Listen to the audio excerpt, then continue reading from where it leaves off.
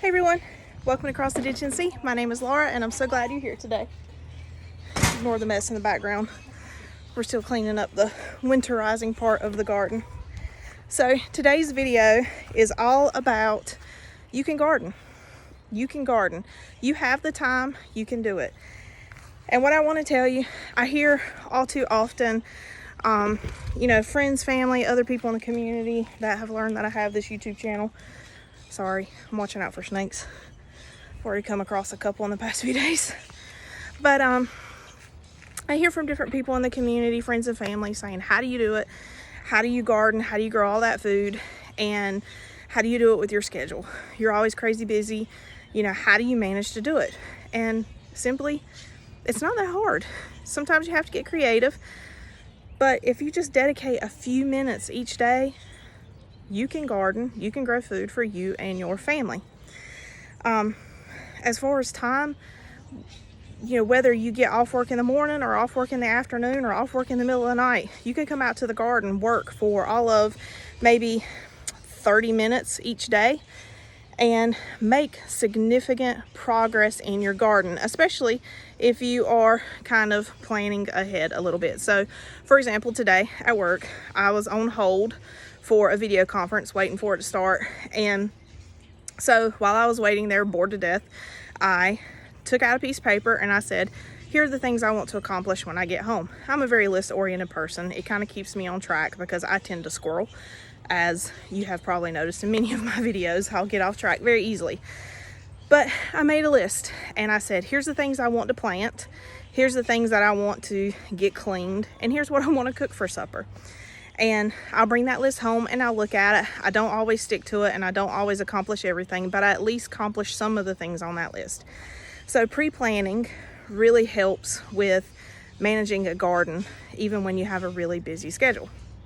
So some of the things on the list that I wanted to accomplish today, I wanted to get some radish seeds sown, direct sown into the garden beds. I wanted to get some more carrots put in. And I needed to, see, I don't have my list in front of me, so I can't remember. I also wanted to get some more of my pepper seeds and stuff replanted, and some of my melon seeds replanted in the seed trays that are in the house, because one of my dogs decided that he wanted to taste the dirt, and he wanted to taste the dirt or take a sampling from each of my little seed trays that were within his reach. So some of the seeds and some of the seedlings got consumed. So I've got to replant. He's fine, he didn't get sick, but obviously I don't have those seedlings, so I'm gonna replant those. So those are some of the things that I wanted to do today. Plus I wanted to harvest, and I'm looking at it and pointing at it and you can't see it, but I wanted to harvest a little bit of kale and lettuce to go with the salad bowls that I'm making for supper tonight. So these are all things that can be accomplished in like 30 minutes. As long as you kind of think ahead and kind of know what you want to do, you can accomplish it in 30 minutes. And then if I have a few extra minutes of time before it starts raining and before I lose sunlight, I want to at least take one of my garden beds. Each of my beds, the lower beds are 4x8s. I want to go into at least one of my garden beds and pull weeds. Won't take long at all. And just making a little bit of progress each day equates to a huge amount of progress at the end of the week. So when I have a few days off from work, I am not completely slammed with all the stuff that I need to do, because I've made little steps, a little bit of progress each day. So at the end of the week, I can focus on other projects in the garden, maybe bigger, more time-consuming projects. So I'm going to take you with you, showing you how I quickly manage my garden in about 30 minutes a day. And then I also want to talk to you about how you can grow food. So let's get started. I told you guys I tend to squirrel. Here is my sugar pea hut, and my sugar peas are coming in quite nicely. Give them just a little bit longer, probably about another week, and I'll start training them to the bamboo sticks, so they'll start growing up them, and they'll make a really cool like little hut that the kids can crawl into and hang out and play in. But just wanted to give you a little update on that. So a quick note on how you can in fact garden. Some people are intimidated by gardening. They look at gardening books they look at YouTube and they think that there is this huge science to gardening, that you have to be a master gardener and you have to know how to do this, that, and the other, and this whole long meticulous process and scientific way of it. But it's really not that hard. I will admit, I was never really good at growing carrots, and last year I decided I'm gonna grow carrots. I'm gonna grow carrots this year. And so I read all the books. I read several books. I read several articles. I watched several YouTubers, and I tried all their tricks on how to get carrots to grow, and I just could not get them to grow. I was terrible at it. So you know what I did? I came out here in frustration one day. I just threw a handful of seed in the garden bed and said, you know what? We're just gonna try it. I'm just gonna throw the seeds in here and see what happens. That's the little bit of the reckless and rebellious side of me. You know, I don't always conform to the way it's supposed to be done, but you know what? I got some pretty good results. Let me show you. See that? These are my recklessly sown carrots. I tried all the ways. Putting the seeds in here, covering them with a board so they wouldn't blow away. All the different little tricks and methods, having them covered and stuff to try to get them to grow. I failed every time. So I just recklessly threw a handful of seed out here, watered them. I watered them every day because I do know carrot seeds love to be watered. It helps trigger their germination, so I made sure they were watered daily. And would you look at that? I have a ton of carrots. And no, I did not come in here and thin them. I did not, plant them in an orderly fashion. I literally just threw them in there. But look, carrots.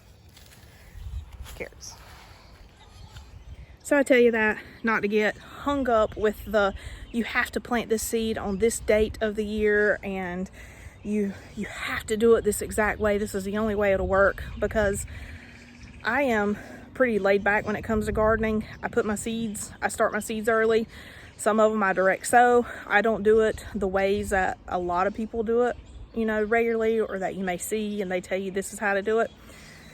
I kind of do it, I guess you could say, kind of the old school method of I'm putting the seed in the ground, I pray over it, and I water it and hope it grows. And it usually does. And we usually get quite a bit of fruit off of it. So don't get hung up in the whole, it has to be done this way, and you have to spend a bunch of money on all this equipment just to get it to work, because you don't.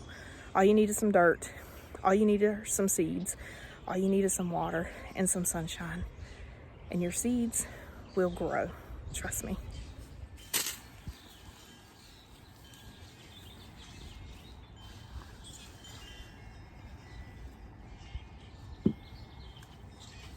You're not going to be able to see my face, but you'll see my hands. You'll hear me talk. I'm not getting on the ground. We have let I say weeds, but like our purple dead nettle, like flowering weeds, we've been letting them grow up. Been kind of lazy, not cutting the grass. But it's kind of important in early spring, before your plants start, like your garden plants and your flowers start blooming, to let some of these flowering weeds in your yard, just leave them and let them flower, because the bees are kind of coming out of their sleep stage, their dormancy, whatever it's called, and they need that nutrition. They need that substance from those flowering weeds to kind of get started and get going for this season. So in my garden, I've let a couple of my broccoli go to seed, so they flower twofold. It feeds the bees, and it'll also provide me seed to save for the upcoming season. So just leave a few of the flowering weeds around. But I say that we do have quite a few tall weeds, and because I have had encounters with snakes twice now, I am not about to squat or sit down into this pile of weeds. So you'll enjoy my hands and my seeds. So 30 minutes a day. Here I am in my garden, and you can see my lettuce growing quite so beautifully here. I don't know if this is a Coastal Star or a Paris Island romaine lettuce, but it is growing beautifully. We've been harvesting leaves from the outside of it, for salads, so I'm going to continue doing that. But right here in this part of the bed, I'm going to rake away some of this pine straw. I am going to plant some radish seeds, and I'm going to plant them fairly densely. I don't poke holes and plant them perfectly spaced apart. I just kind of dig a little trench and sprinkle them in there. Ooh, and now I see that I'm gonna have to add something to my to-do list. We're gonna have to come out here and try to work on this ant issue. There's some fire ants. Anywho, so radish grow really well in cooler weather. So they have a tendency to bolt kind of quickly in hot weather. So right now where I live is the ideal time of year to plant. They do not mind a little bit of a light frost, so don't worry about that. It is 2 to 3 weeks, somewhere along in there. I think about 2 weeks before our average last frost date, which that doesn't mean that we can't get a frost after it. It's just kind of an average of when our last frost date is. But if these guys sprout up out of the ground and we get a light frost, they'll be perfectly fine. If I see that we're gonna get a pretty significant freeze, I'll just come throw a bed sheet over top of it, or either put my little row covers back over top of it. But I have just dug a shallow trench right here, maybe a 1/4 inch deep or so, and I am going to plant Japanese wasabi radish. We planted some of these last year, and I planted them kind of late, so several of them bolted before we got to eat them, but the seed pods were good. But I'm just going to sprinkle some into my hand, and I'm just going to sprinkle them as spaced apart as I can, but not to be super peculiar about it. Ooh, mosquitoes in my little trench here. And then I'm just gonna lightly cover it with dirt. Here's where the fun of pre-planting comes in, because it has been raining very lightly on and off all day. So my soil is moist, but it's going to start raining some more overnight, and it's supposed to be a light rain, nothing heavy. If I knew it was supposed to, if we were supposed to have downpours, then I wouldn't be planting these seeds out right now. However, I know we're supposed to be getting some light rains overnight, so I'm going to let Mother Nature do the work in watering these seeds for me. The great thing about radish is they grow really fast, usually within 3 to 4 weeks of planting, sometimes 5, depending upon if it's still pretty chilly where you're at. You'll be able to harvest them. And radish are really good at succession plant, which means I'll plant a few this week, and then next week I'll come out here and plant a few more, and the week after that I'll plant a few more, and I'll just keep doing that throughout the whole season. That way we have a continuous supply of radish. So I have my wasabi radish planted, and now I'm going to plant these white icicle radish. I picked these up from the grocery store the other day. I don't know that I've ever had white icicle radish. I can't remember. I'm sure they'll be good though, because I love radish.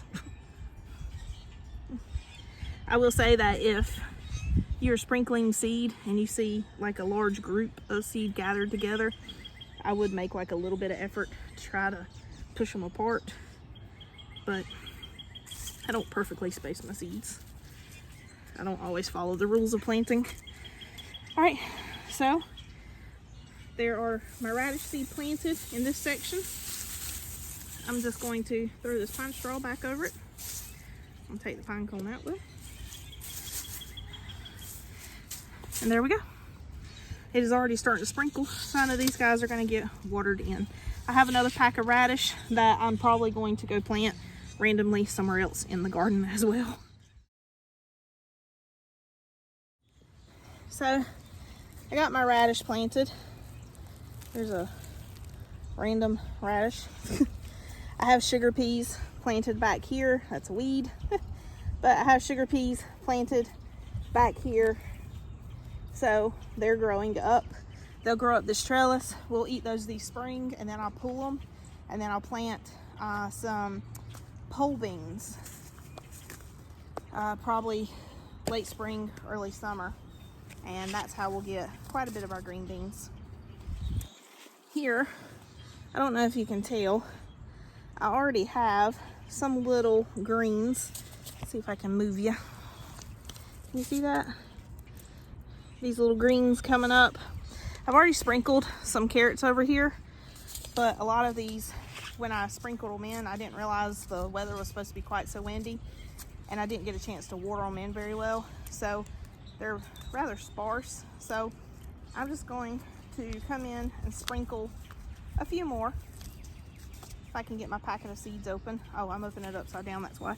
I'm doing the Bolero carrot from Haas Tools. And these 75 days to maturity. Carrot seeds blow away in the wind pretty easily, but they love to stay wet. I don't know if, can you see that, the little green seeds? They love to be wet. That helps with their germination. So I'm just going to sprinkle those through here, and I'm not even going to put dirt over top of them. I'm just going to water them really good. Carrots are another thing that I succession plant. That way all of our carrots won't be ready all at the same time. So I mentioned a while ago about letting my broccoli go to flower or go to seed. A lot of these had already started going to seed, so I just let them go, which I think they're beautiful. But that way the bees would have a little something to sniff at, a little something to eat from. And then these weeds like this, leaving them for a little bit. We'll probably cut them in the next week or so, just so the bees will have something to eat from. So the next thing I want to plant in my garden are some flowers. Calendula does pretty well with light frost, so I'm going to go ahead and get that sprinkled intermittently throughout the garden. It will attract pollinators to the garden. Plus calendula is a really good flower. It has medicinal purposes, and I actually started using the calendula salve on my eczema. I have really bad eczema on my hands. I don't know how you can see it. The light out here is diminishing quickly, but I started using the calendula salve on my hands, and it worked far better at clearing up my eczema than anything I have ever used before. So I want to grow my own calendula, that way I can make it myself. Plus, like I said, it'll be a pop of color in the garden. It'll attract those pollinators to the garden, and I mean, who don't like flowers? So got calendula planted intermittently throughout the garden. Next, I'm going to pull weeds in my cauliflower bed. There are quite a few weeds.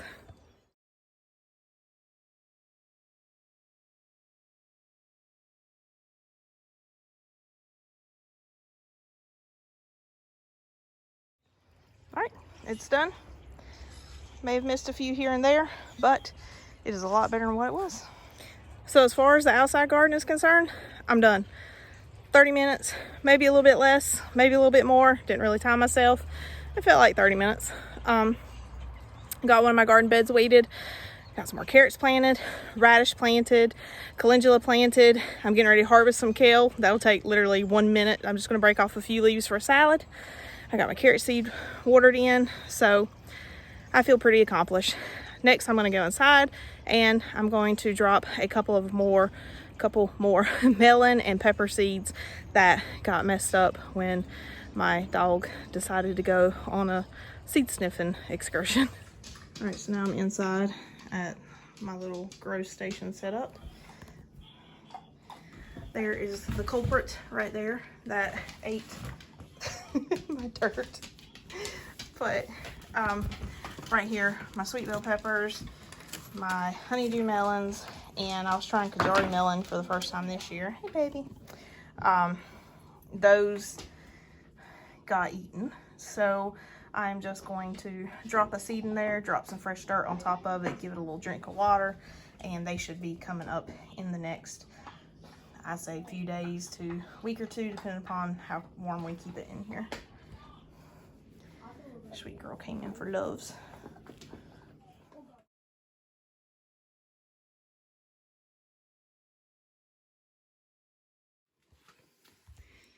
Alright, so I have these guys replanted right there and right there. Let's see, floated up. There we go. All in all, everything else is germinating really well. I planted these about a week or so ago. Trying to show from different angles. These are my peppers. They are growing so well and so fast. And then my tomatoes. These guys are probably going to go outside in the upcoming week. And this is a patio variety. This will be a tomato that I plant out this week one day. Maybe during lunch or after work or something, because it's already budding out, so it's going to need to be outside. But everything here is doing really well. I'm gonna have to conclude my video out here by the peach tree because it's absolutely beautiful. That is it for today's video. I hope this shows you it is completely possible to grow food for you and your family with just a few minutes each day. You don't have to spend hours and hours in the garden every day to have a successful garden. All you need is a few minutes each day, and just kind of plan ahead and think about what you want to do each and every day outside in the garden to accomplish. If you can accomplish just a little bit each day, it really adds up at the end of the week, and before long you and your family will be eating fresh fruit from your garden that you grew. Thank you so much for joining me. I hope you have a blessed day, and I hope you come back to see me again.